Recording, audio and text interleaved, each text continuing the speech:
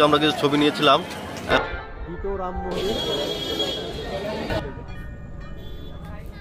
Hello guys, welcome back to my YouTube channel another fresh new video. গত 15ই জানুয়ারি ও 7 থেকে 8 ফেব্রুয়ারি প্রয়াগরাজ মহাকুম্ভ মেলা ঘুরে দেখার পর এটুকু বুঝতে পেরেছি যে সঠিক গাইডলাইন্স না থাকলে আপনি 2-1 দিনের মধ্যে মেলা প্রাঙ্গণ ঘুরে দেখে বাড়ি ফিরতে পারবেন না। আমার মতো আপনাদেরও মেলা চত্বরে শুধু শুধু এলোমেলো ঘুরে সময় নষ্ট হতে পারে। আমি আজকের এই ভিডিওর মাধ্যমে চেষ্টা করব কিভাবে একটি সঠিক পরিকল্পনার মাধ্যমে মাত্র এক রাত্রি প্রয়াগরাজে থেকে মেলা প্রাঙ্গণের মূল আকর্ষণীয় বিষয়বস্তু যেমন ত্রিবেণী সঙ্গম স্নান, লেটে হুয়ে হনুমান মন্দির, নাগবাসুকী মন্দির ও রাম মন্দির, এছাড়াও আছে নাগা সাধুদের আখড়া, মহাপ্রভু ইসকন টেন্ট, এই সমস্ত কিছু দুদিনে ঘুরে দেখা সম্ভব। তাহলে চলুন ভিডিওটি শুরু করা যাক। আপনারা সকলেই হয়তো এতদিনে অবগত হয়েছেন যে মেলা প্রাঙ্গণটি মোট 25টি ভাগে ভাগ করা হয়েছে। সেক্টর নম্বর 1 থেকে 25 পর্যন্ত মা গঙ্গা ও যমুনা নদীর দুই তীরে এই সমস্ত সেক্টরগুলি ভাগ করা হয়েছে। আমরা যদি প্রয়াগরাজ স্টেশনের দিক থেকে আসি তাহলে আমাদের শুরু করতে হবে সেক্টর নম্বর 1 থেকে। আর মেলা প্রাঙ্গণের পাশে যে সমস্ত স্থায়ী মন্দির ও সঙ্গম ঘাট বা দর্শনীয় যে সমস্ত বা নদীর ধারে লেজার লাইট শো সবই কিন্তু পড়বে সেক্টর নম্বর 1 থেকে 9-এর মধ্যে। আর সেক্টর নম্বর 1 থেকে 9 পর্যন্ত এটি হচ্ছে গঙ্গা নদীর এপারে। এবারে প্রত্যেকটি সেক্টর আপনাদের ঘুরিয়ে দেখাচ্ছি। অন্ততপক্ষে 3 দিনের চেষ্টায় আমি যতটুকু মেলা প্রাঙ্গণ ঘুরতে পেরেছি বা ক্যামেরাবন্দি করতে পেরেছি। সর্বপ্রথম আমি একটা মোটর বাইক ভাড়া করে নিলাম সেক্টর নম্বর 1 থেকে 9 পর্যন্ত ঘুরে দেখার জন্য। মোটর বাইক ভাড়া নিয়েছে 1000 টাকা।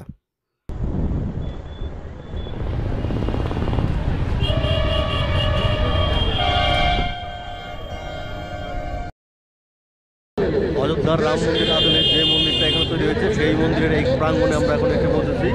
এটা হচ্ছে সেক্টর নম্বর 1। তো আমরা এখন এই মন্দিরের ভেতর প্রবেশ করব।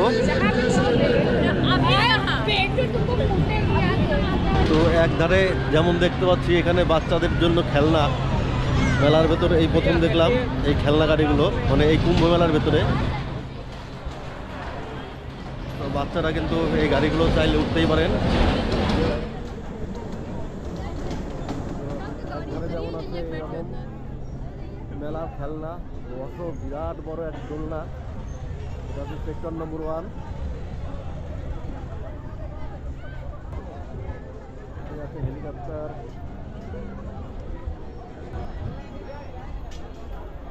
আর এদিকে আছে নানান রকম কাপড়, জামা কাপড়ের দোকান।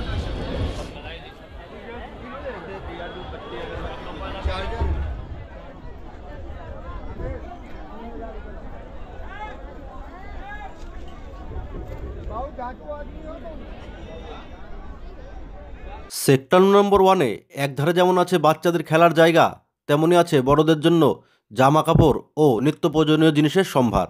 আর একদিকে আছে অযোধ্যার রাম মন্দিরের আদলে তৈরি প্রভু শ্রী রামচন্দ্রের রাম মন্দির। এই রাম মন্দিরে যাওয়ার জন্য কিন্তু 50 টাকা করে টিকিট লাগছে। এই 50 টাকা দিয়ে টিকিট আমি কাটলাম, কেটে এখন কিন্তু আমি এই রাম মন্দিরের ভেতরে প্রবেশ করছি। তো এই মেলার ভেতরে এসে এই প্রথম কোনো জায়গায় দেখলাম যে টিকিট কেটে ঢুকতে হচ্ছে। তো সত্যি অপূর্ব এই দৃশ্যটা, অপূর্ব। অযোধ্যায় যাওয়ার দরকার নেই, অযোধ্যার মতো আদলে তৈরি হয়েছে এখানে রাম মন্দির। সত্যি অসাধারণ, সত্যি অসাধারণ। রাম মন্দিরে প্রবেশ করছি। সত্যি অসাধারণ কারুকার্য এই মন্দিরটার। দ্বিতীয় রাম মন্দির, আমার ভাগ্যে এখনো রাম মন্দির, অরিজিনাল রাম মন্দির দেখা হয়নি। তো এই কুম্ভ মেলায় এসে এই রাম মন্দিরের আদলে তৈরি মন্দিরের ভেতরে ছবি তোলা নিষেধ ছিল, যে কারণে ক্যামেরাটা আমাকে বন্ধ করে দিতে হয়েছিল। তো এখন আমি বাইরের থেকে ছবিটা তুলে নিচ্ছি। সত্যি অসাধারণ এই রাম মন্দির, ধন্য এই জীবন, ধন্য এই রাম মন্দির। আমার ভাগ্যে এখনো অযোধ্যার রাম মন্দির দেখা হয়নি। তো এইটা দেখেই আপাতত অযোধ্যার রাম মন্দির দেখার অভিজ্ঞতাটা কিছুটা অর্জন করে নিলাম। এরপরে হয়তো কোনোদিন রাম মন্দিরটাও যাব, অযোধ্যায় যেটা আছে। তো আজকের মতো এই মন্দিরটা দেখেই রাম মন্দিরের ফিলটা নিয়ে নিচ্ছি। এইখানে আসলে এই মন্দিরটা না দেখলে কিন্তু সত্যি অপূর্ব থেকে যেত আমাদের এই কুম্ভ মেলা। তো আমি সবাইকেই বলবো যারা এই কুম্ভ মেলায় আসছেন এই রাম মন্দিরটা কিন্তু অবশ্যই ঘুরে দেখবেন। খুবই ভালো লাগবে।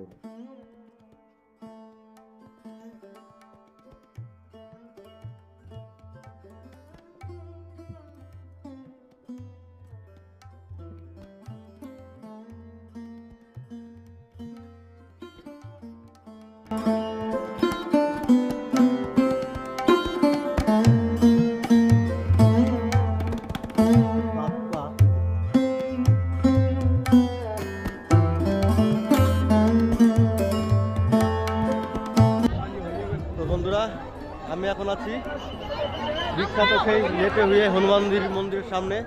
তো পুরো কুম্ভ মেলার ভিড়টা যেন এখানে এসে জমা হয়েছে।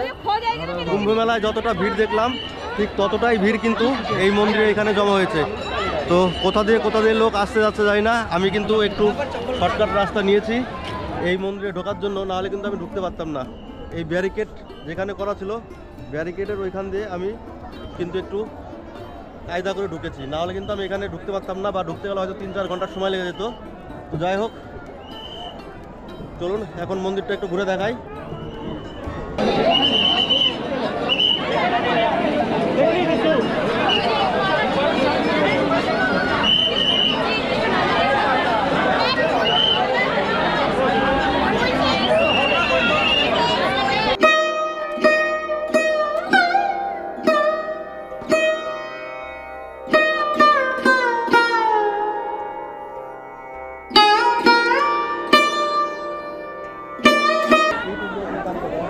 यूट्यूब से काम करो, जो फ्रेंडली इधर हो जाएगी, अब इधर कीजिए फोटो ना, बढ़ते आप बढ़ते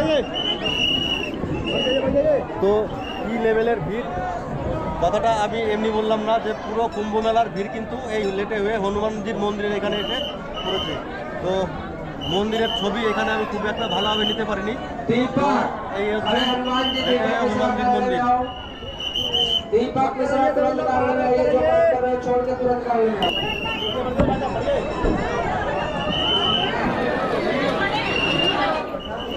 এটা হচ্ছে হনুমানজির মন্দির। অনেক কষ্টে পুলিশকে রাজি করিয়ে আমি ভিডিওটা দিচ্ছি। দেখতেই পাচ্ছ ভিডিওটা ভিড় যখন ভিড়। চলো জোর से বলো হনুমান জি কি জয়, সিয়া রাম কি জয়।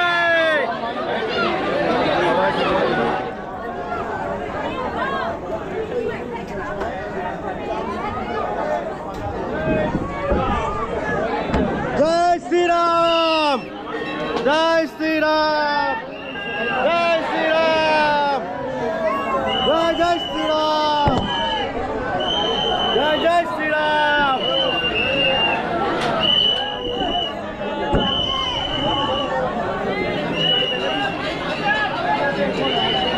তো পুরো কুম্ভ মেলার ভিড় কিন্তু এইখানেই লেগে গেছে।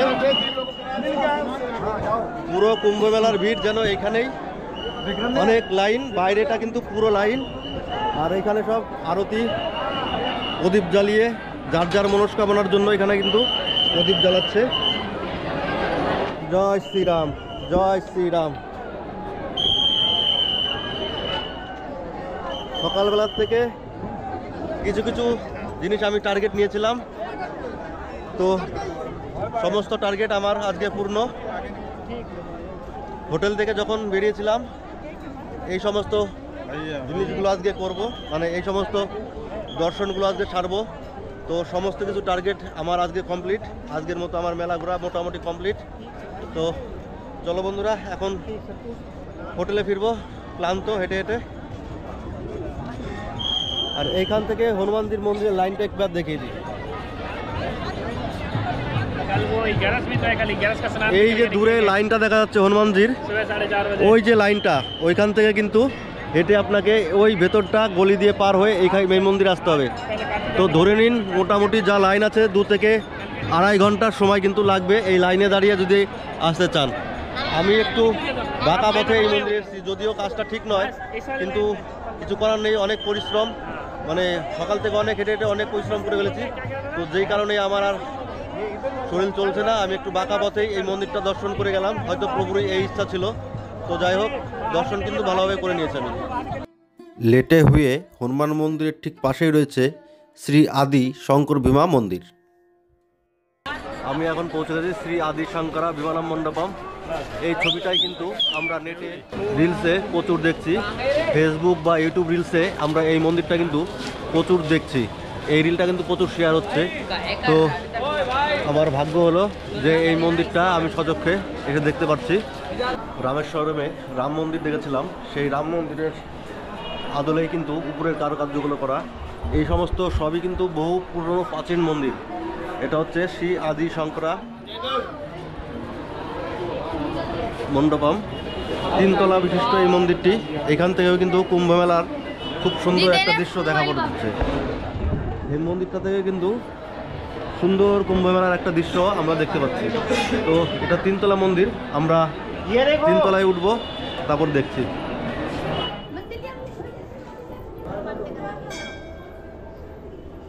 এখানে কিন্তু মানে ঘুরে দেখার মতো অনেক জায়গা আছে, যেগুলো একদিন বা দুদিন থেকে এই মন্দিরে সমস্ত কিছু ঘুরে দেখা কিন্তু সম্ভব নয়। মানে এই মেলা চত্বরটা, এই কুম্ভ মেলা প্রাঙ্গণটা, তো এই কুম্ভ মেলা প্রাঙ্গণটা একদিন বা দুদিনে ঘুরে দেখা কিন্তু সম্ভব নয়। আমি যতটুকু পারছি আপনাদের এই ক্যামেরার মাধ্যমে তুলে ধরার চেষ্টা করছি। তো এসেছিলাম লেটে হয়ে হনুমান মন্দিরের জন্য, তো এটার কথা আমার জানা ছিল না। লেটে হয়ে হনুমান মন্দিরের উদ্দেশ্যে ছুটতে ছুটতে এখন আমরা এসে পৌঁছেছি এই মন্দিরটায়। তো এটাও কিন্তু একদমই লেটে হয়ে মন্দিরের হনুমান মন্দিরের একদমই কাছে।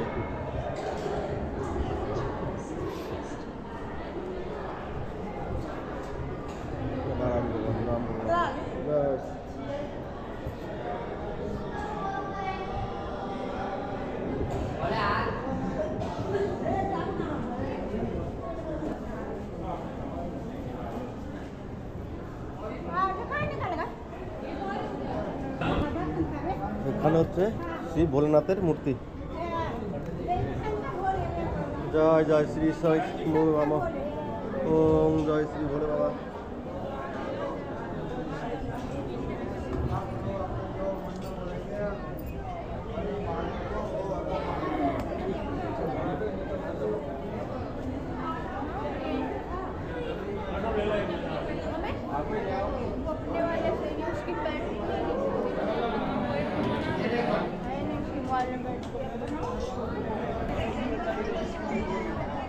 তো এইখান থেকে দেখুন,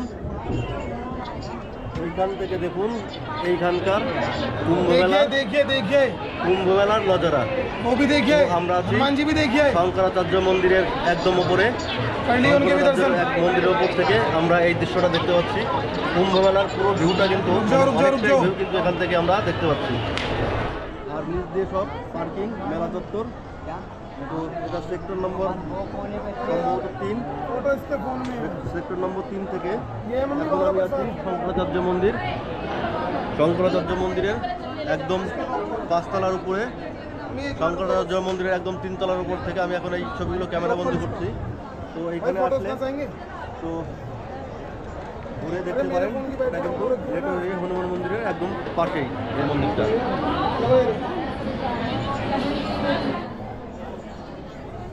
তো যেটা বলছিলাম যে যেখানে পারছে স্নান করতে সবই কিন্তু ত্রিবেণী সঙ্গম ঘাট নয়, এটা হচ্ছে অরিজিনাল ত্রিবেণী সঙ্গম ঘাট, যেটা হচ্ছে নৌকায় করে চান করাচ্ছে, ওগুলোও ত্রিবেণী সঙ্গম ঘাট। এখান থেকে যতদূর দেখা যাচ্ছে সবই কিন্তু ত্রিবেণী সঙ্গম ঘাট। মানে এটা একটা আইল্যান্ড বলতে পারেন, হিন্দিতে বলে টাপু আর ইংলিশে বলে আইল্যান্ড, আর আমরা বাংলায় বলে থাকি দ্বীপ। তো এটা একটা দ্বীপের মতো, এই দ্বীপে নৌকায় করেই আসতে হয়। তো এইটা হচ্ছে ত্রিবেণী সঙ্গম ঘাট। আর তার থেকে বড় কথা হলো যে যেখানেই স্নান করুন না কেন, গঙ্গার জল বা যমুনার জল এক জায়গায় মিলিত হয়ে যেখানে প্রবাহিত হচ্ছে সবই কিন্তু এই পূর্ণ কুম্ভ মেলার মধ্যে দিয়েই প্রবাহিত হচ্ছে। তো আপনারা যেখানে স্নান করুন সবই পূর্ণ স্নান। তো মনে কোনো খেদ রাখবেন না যে আমি কুম্ভ মেলায় এসে ত্রিবেণী সঙ্গমে স্নান করতে পারিনি, সেটা কোনো ব্যাপার নয়। আপনি যেখানেই স্নান করুন এই পূর্ণ ত্রিতে কুম্ভ মেলায় যেখানেই স্নান করবেন সবই কিন্তু পূর্ণ কুম্ভ স্নান।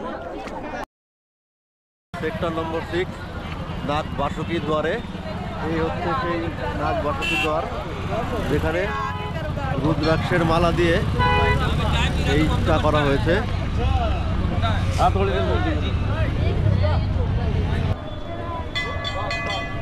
জয় মহাকাল। হাজারো ত্রিশূল,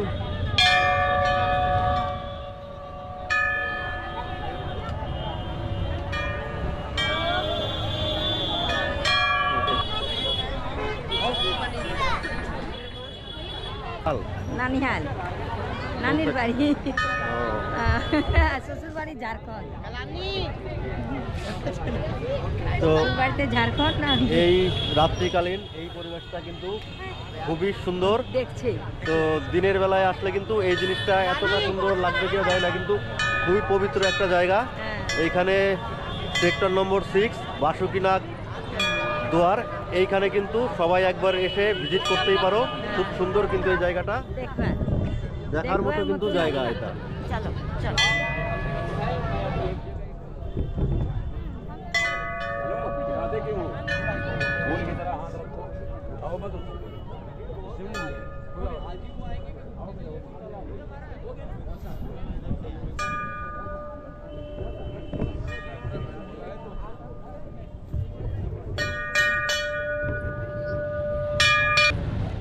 জয় মাতা দি, জয়।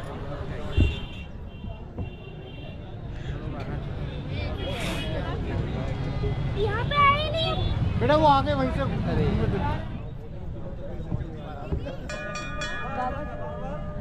सुनो मैं कह रही हूँ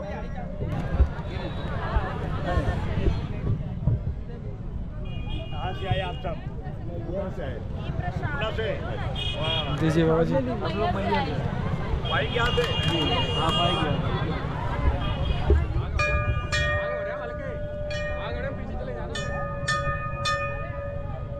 কয়েক লক্ষ রুদ্রাক্ষর মালা দিয়ে এই সমস্ত কারুকার্যগুলো করা হয়েছে। তো খুবই সুন্দর মনোরম কিন্তু একটা পরিবেশের তৈরি হয়েছে এখানে। ভগবান মহাদেবের সব রুদ্রাক্ষর মালা, এখানে অসংখ্য যজ্ঞ কুণ্ড সাজানো হয়েছে, যেগুলোতে এখনো হচ্ছে।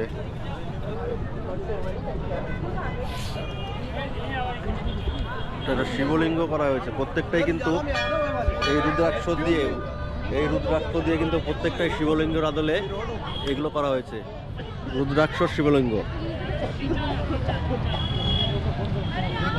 কয়েক লক্ষ রুদ্রাক্ষর মালা দিয়ে কিন্তু এই সমস্ত শিবলিঙ্গগুলো তৈরি করা হয়েছে। এক কথায় বললে বলা হবে রুদ্রাক্ষের শিবলিঙ্গ।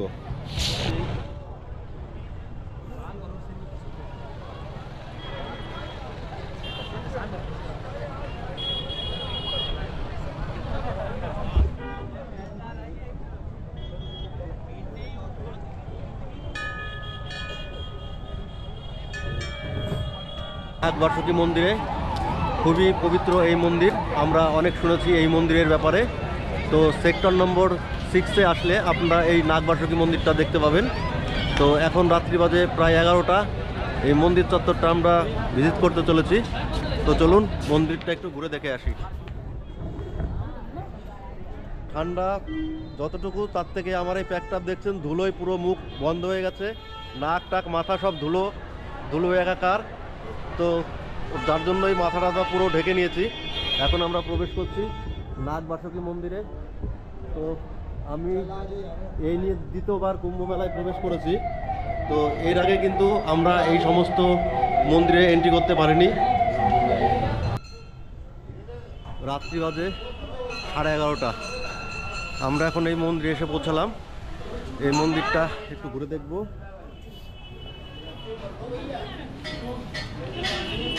এলাও নেই, বাইরের থেকে মন্দিরটা একটু তুলে নিচ্ছি।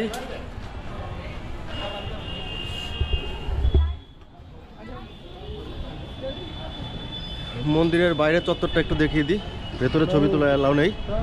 তো এটা একটা ছোট্ট হনুমান মন্দির।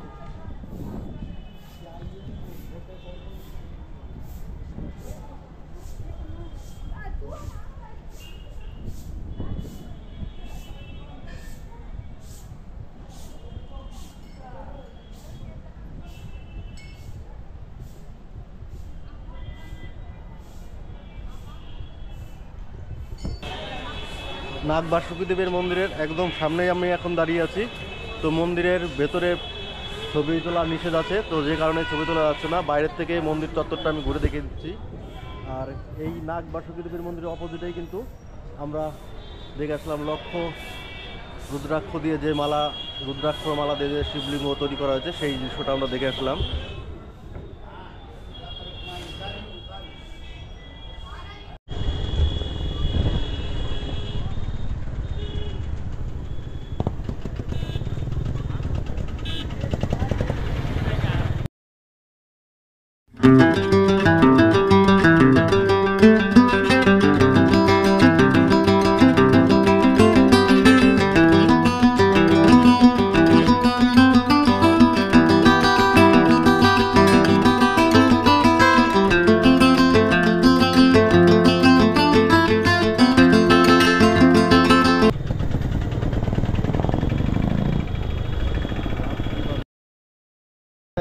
নম্বর সেক্টরে ইস্কন মন্দিরের আখড়া করা হয়েছে। এইখানে কিন্তু আমরা ভিতরে প্রবেশ করে দেখব একটু যে এখানে ঠিক কী ধরনের কি করা হয়েছে।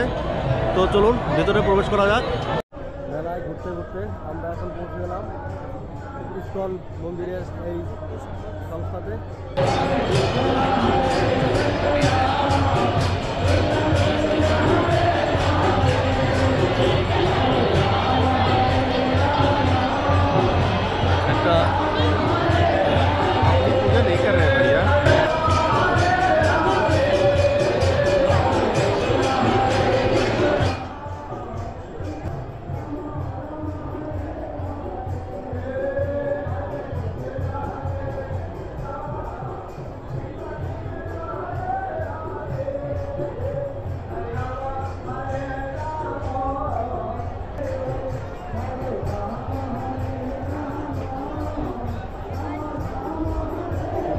কিন্তু করেছে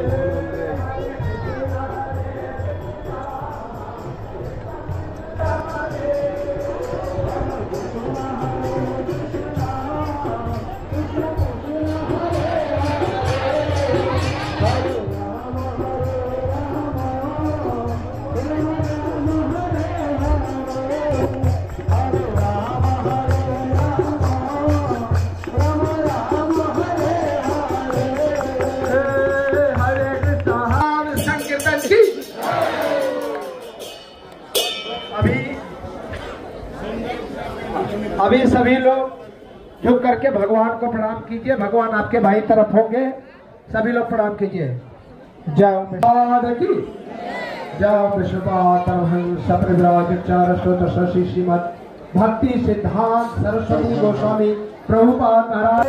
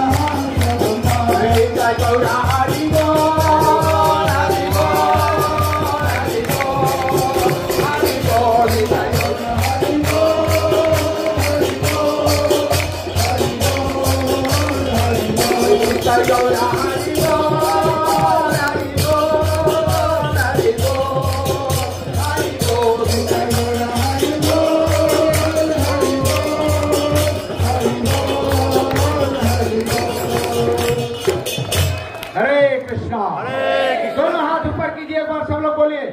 भगवान के प्रसन्नता के लिए दोनों हाथ ऊपर हो, बोलिए हरे कृष्णा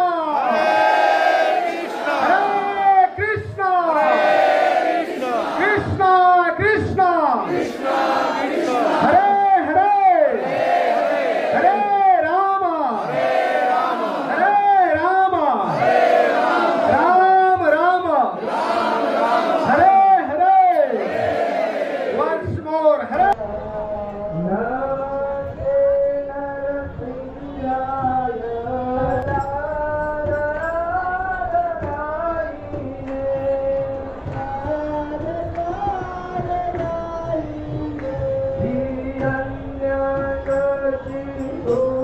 हम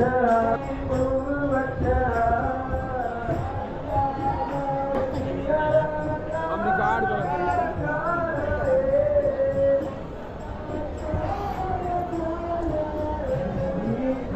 আমরা বর্তমান আছি ইসকন আগ্রাতে। এটা ইসকন মন্দিরের তরফ থেকে সারা ভারতব্যাপী যে ইসকন মন্দির আছে সেই ইসকন মন্দিরের তরফ থেকে এই আখড়াটা করা হয়েছে। তো এই ইসকন মন্দিরে আমরা এখানে এসে একটু বাঙালিয়ানা ভাবটা পেলাম। গত দুদিন ধরে কুম্ভ মেলায় ঘুরে সেই বাঙালিয়ানা ভাবটা খুঁজে পাচ্ছিলাম না। এখানে কিন্তু এই ইসকন মন্দিরে এসে বাঙালি আনা ভাবটা কিন্তু পেলাম। তাই দেখতে পাচ্ছেন গেটে লেখা ইসকন মন্দির 1 নম্বর, 2 নম্বর সেক্টর। এটা पास आओ घर का है तुम्हारा? सेट हाँ, सेट यहाँ पर ही घर है? क्या यहाँ पर क्या कर मेला घूमने आए हो?